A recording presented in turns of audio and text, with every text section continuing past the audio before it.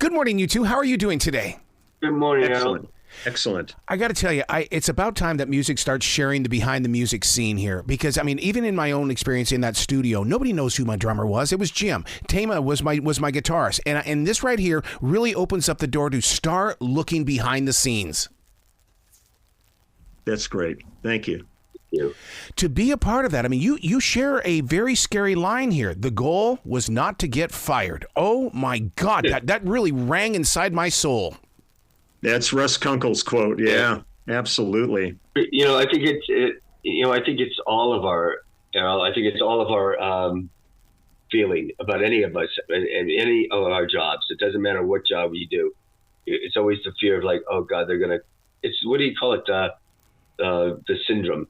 They're gonna catch you. Yeah. Imposter syndrome. Oh, God. Yeah. To bring this to life, what all did you have to? Because you had to invest your own emotions into this, Denny.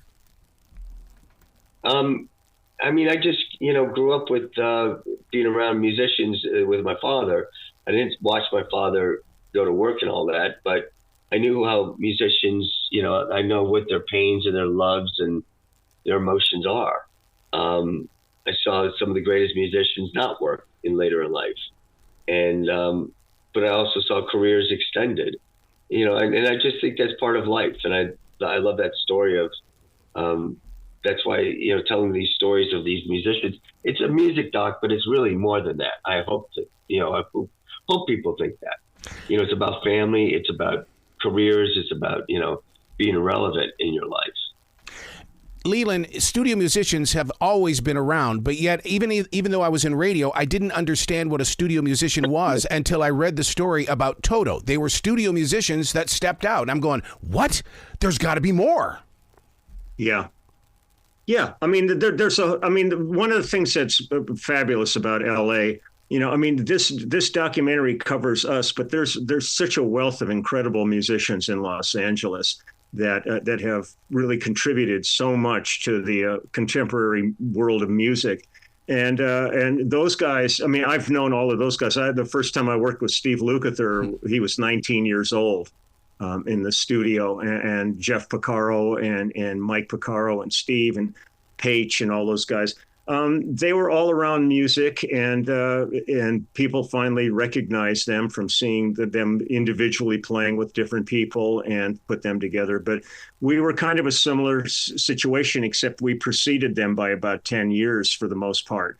And we had just a group of guys that under a perfect storm got put together with James Taylor. And the next thing you know, James becomes the face of an entire new movement in music with the singer-songwriter movement. He was like the perfect guy for this. And we were, kind of pals and sitting on along with him and went along for the ride. And it turned into a remarkable period of time, which none of us anticipated. We were just happy to be with friends playing music and gigging, because that's and I've been playing live since I was a little kid. And so to have evolved the way it did was really a beautiful journey. And then to have Denny document it in such an incredible way, because that's something none of us ever expected, that there would be a doc about us. We were just really happy to be, gigging and playing and working and having a viable career in music, which you couldn't ask for more. It's so real when it comes to being a studio musician, because my wife's ex-husband is a record producer in LA, and his thing was, I don't want fame. I just want to do music. And so he worked with Madonna and Richard Marx and everybody. And the thing is he goes, look, they're just people. We just happen to love music. You had to have felt the same way, Leland. Yeah, exactly. I mean, I feel so fortunate that my vocation could have easily been an avocation, and I could have been doing something completely different. I would have always played music because I always did play music, but I still pinch myself every day that this actually ended up being my life. And the amount of people I've had a chance to interact with over the decades and work with, I wouldn't give that up for anything. It's been a remarkable journey, and I'm appreciative every day. I've never taken this for granted. It's something that if it ended today for some reason, I'm good with that because it's been a great run, but I want to go on as long as I can feel viable and we'll see where the journey ends at some point. Yeah. Denny, do you feel like that you're also a teacher of carrying music forward in the way that, hey, look, I realize that we're all going into studios as solo people and producers and editors, but yet this right here shows that it still takes a team to bring music forward. Yeah, I think it's pulling the curtain back. There's so many people that don't realize, how important it is. Well, people just assume music comes for, because they like it. And they do love it, but they just assume it's there always for free. And, and it's still, I look at musicians, I looked at my father, grew up with a musical family. He took care of his family. He had health care. He put food on the table. He loved what he did, but he, also made a living at it. And I just feel like I want people to start appreciating musicians. The old story is, you go to a bar to hear a band and there's a $5 cover charge and someone won't pay it because they don't want to, but they'll buy a $10 drink. Yeah. The $5 is going towards the band. And it's just a weird psychology. It's like, why aren't these guys appreciated more? I just think music is something that's very special. Yeah. And it's gone, thousands of years, musicians are looked up to. Mm-hmm. Leland, what documentary would you like to see that hasn't been spoken yet? Because until this, I thought I saw everything, but no, I have not. And I'm always looking for new documentaries about music.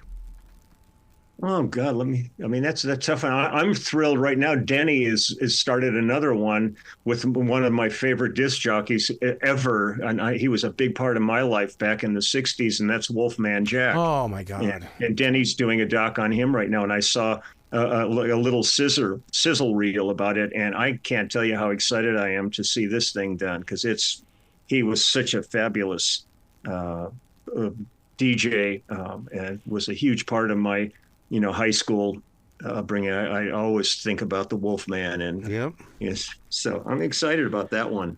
Wow. To my left, not even 3 feet, Wolfman Jack's autograph. Every day I touch that great. frame because, oh my God, he inspires my soul to this day.